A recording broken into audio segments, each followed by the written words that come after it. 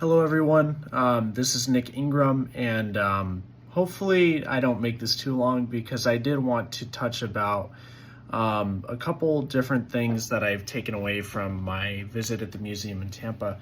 I was on vacation for the last week or so because of my 25th birthday, but I just wanted to kind of talk about a couple takeaways.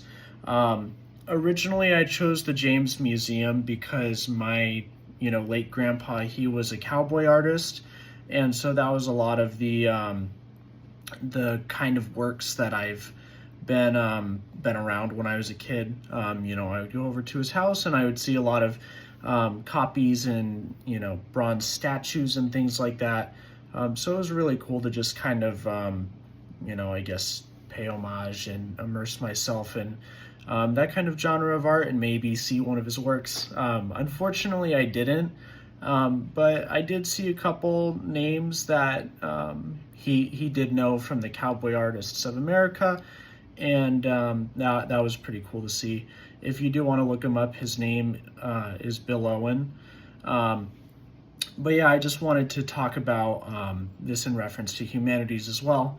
I feel that our history as a nation, as well as, in this case, a continent, because after all, it is American for the setting for the most part, I feel that it's really important to kind of go back and tap into our history and see, what really happened back in the day, I guess. And most of this was centered around the 19th century, when the United States government was, making promises that they didn't keep to the Native Americans, saying you get to keep their land and then sending them to the reservation, and then on top of that, exterminating the buffalo.